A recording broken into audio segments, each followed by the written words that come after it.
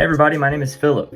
Earlier this year, I decided to start reading the Bible from front to end, all the way through, and I wanted to kind of capture on video a little bit of a journal on what I'm reading, what I'm learning, and I wanted to be able to share that with you all. Really, I just want to learn more about the character of God and what lessons He has for me today that I can live out in my life. So I hope that these videos are beneficial to you in some way, and I hope you enjoy them.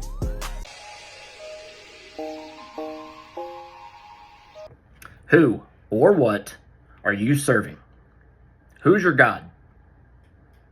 Where's your time, your energy, your resources being spent?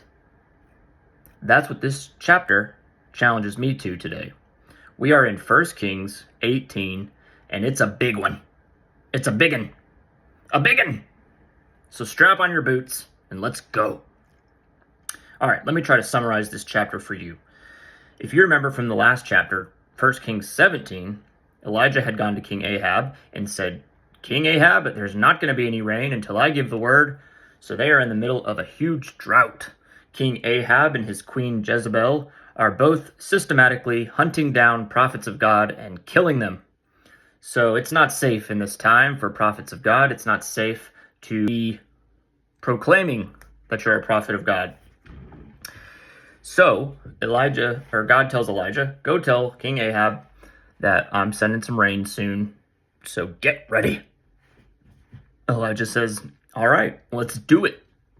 On his way to King Ahab, he runs into a fella called Obadiah. Now, Obadiah is in charge of the palace for King Ahab, so he is employed by this evil king. However, he has secretly been harboring and hiding prophets of God to keep them safe from Ahab and Jezebel. He's got 100 prophets tucked away in a cave somewhere. He's been providing them food and water in secret. So he's a man of God, but he's working in a corrupt system. Interesting. Elijah runs into Obadiah. Elijah says, Obadiah, go tell Ahab that I'm here. I need to talk. Obadiah's like, wait a minute. If I go tell King Ahab that you're here, and then we get back here and you're gone, the Spirit of God is taking you off somewhere else, then it's my head on the chopping block, buddy. So I need you to tell me for sure that you're going to meet with King Ahab. Elijah's like, I am. I swear it that I am going to talk to Ahab today. So Obadiah's like, cool. He goes back. He tells King Ahab. Ahab comes to meet Elijah. Elijah comes to meet King Ahab. And Ahab greets him like, it really is you. You're a troublemaker, Elijah. I blame you for this drought that we're in, and I'm upset. Well, Elijah, he's got comebacks for days, so he says, I'm not a troublemaker. You're a troublemaker. You and your family are the ones that have turned your back on God, and you've chosen to worship false gods instead. So you're the troublemaker, not me. And he said, I'm going to prove that to you today. So he says, gather up all the people of Israel, gather up the prophets of Baal. Baal's the false god that they're worshiping, one of the false gods that they're worshiping. Gather up all the prophets of Baal. Gather up all the prophets of, Asherah? Asherah? Let me see. I don't want to get this false god's name wrong, Asherah. Wouldn't know it. All right. Gather up all those false prophets. Gather up all the people of Israel. Let's go to the top of Mount Carmel and settle this today. So Ahab, he's like, he's probably bitter or something. He's like, it's pronounced Carmel. It's Mount Carmel, right? Right? So they all go to the top of Mount Carmel. And Elijah says, we're about to have a contest of champions. We're going to have a contest to see who the real true God is. 2 bulls, 2 altars, no fire. We're going to ask each of our gods respectively to send fire to these altars, burning up the sacrifices, and whichever God does it is the one true God. He's like, that's going to settle it. So before the contest begins, he sort of addresses the people that are there spectating, everybody that's there. And he says, how long are you going to waver between 2 opinions? It's in verse 21. How much longer will you waver, hobbling between 2 opinions? If the Lord is God, follow him. And if Baal is God, then follow him. But the people were completely silent. So Elijah's like, you know what? Prophets of Baal, you guys go ahead and go first. I'll watch you, and then after you're done doing your thing, then I'll do it after you. So the prophets of Baal, they get up, they start praying to Baal. They start shouting, They start cutting themselves. They're dancing. They're doing all the things that they can think of to try to get Baal to answer. Nothing is working. Elijah, he starts to mock them. He's like, maybe you just got to shout a little bit louder. Maybe Baal is daydreaming. Maybe Baal is on a vacation. Has anybody checked to see if Baal has taken PTO? Has anybody checked? Maybe Baal is pee-peeing in the bathroom. He's just chirping at these fellas. And the prophets of Baal, I gotta believe, are probably like, we've been at this for hours, and I don't think it's gonna work, but boy, do I want it to work, because that guy won't be quiet. And it is frustrating. Super frustrating. Now, I don't know if they said that, but that's what I probably would have said if I was in their position. I would have been like, just be quiet. Just stop it. Stop it. Prophets of Baal finally say, you know what? Go ahead, Elijah. You try it now. So Elijah, he takes the altar, and he tells people, before I begin, let's go ahead and dig a humongous trench around this altar. Let's fill it with a ton of water. And basically saying, I take your challenge and I raise you a challenge. And I'm going to make this a little bit more difficult, just to prove to you beyond a shadow of a doubt that God is God and he's the only God. So they dig this huge trench around this altar. They fill it with water. Elijah doesn't shout or scream. He prays a very simple prayer. God, answer by fire. Burn this altar up. Prove to the people here that you are the one and only one true God. So immediately the Lord sends fire. It burns up the altar. It burns up the wood, the bulls, the stones even. It licks up all the water, so it's dry ground now. There's no water left. The water evaporated. It's gone. So then what do the people do? Well, verse 39 says, all the people saw it. They fell face down on the ground. They cried out, the Lord, he is God. Yes, the Lord is God. Elijah, you've won. You've proven your case. So Elijah says, seize all the prophets of Baal. Don't let a single one escape.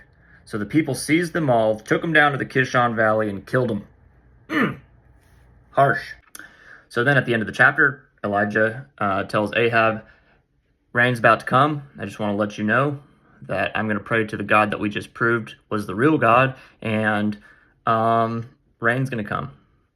So Elijah goes back up to back up to the top of Mount Carmel, and he prays. He tells his servant, hey, go look at the sea. Tell me what you see. See? So the servant goes. He looks, he's like, there's nothing. There's no clouds in the sky. Doesn't look like any rain is on the horizon. Elijah's like, I'm still praying. Go look again.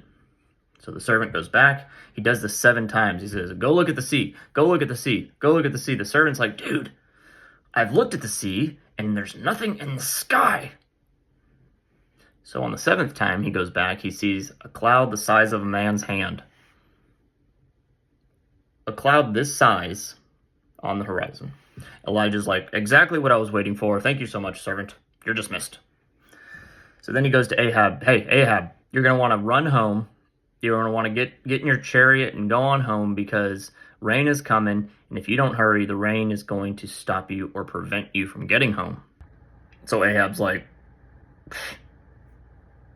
well, wouldn't you know, the sky begins to darken. Rain starts to fall. Ahab gets in his chariot. He's racing back to the city. And what does he see? He sees Elijah running past him. Elijah's running faster than Ahab's chariot. And he beats Ahab to the city. Like, I'm sorry. Can we just appreciate that real quick? Let me read it. Where is it? Last verse of the chapter. Verse 46. Then the Lord gave special strength to Elijah. He tucked his cloak into his belt, and he ran ahead of Ahab's chariot all the way to the entrance of Jezreel, the city. Like,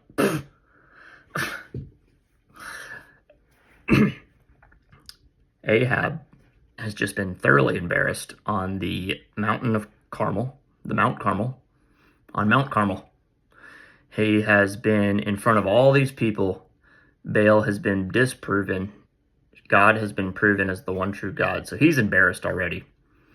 And as he's racing back home, he sees a fella on foot with a cloak tucked up in his belt, sprinting past him in his chariots. What a terrible day this is for this guy. I mean, that is just embarrassing. Like, it's like me saying, hey, go jump in your Toyota Camry. Let's race to the gas station. I'm going to beat you. That's crazy. It's just crazy. All right. What can I learn from this? That faith is choosing what is right, even when what is right is not a popular opinion. There's a lot of that today. Standing up for what is right is always right. It's not always popular, but it's always right. Let's see, we can learn that I believe we may sometimes find ourselves standing in a middle ground, not wanting to make a decision one way or the other, not wanting to buck the system, not wanting to create too many waves. We might say, hey, I believe in God, but I also like these things, these worldly things, this success, the fame, the money, the whatever. And I believe that standing in the middle ground, at some point, you've got to make a choice. It's not a question of, do I believe in God or do I not believe in God? It's what is the God of my life? Where is my time, my energy, my resources being spent? What am I going to serve? Who am I going to serve?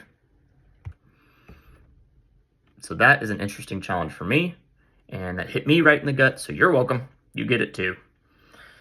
Next, I think that prayer changes things. So Elijah went up to the top of this mountain. He's praying. He's asking the servant to kind of go back and forth and check and see if it's starting to rain or if a rainstorm is coming.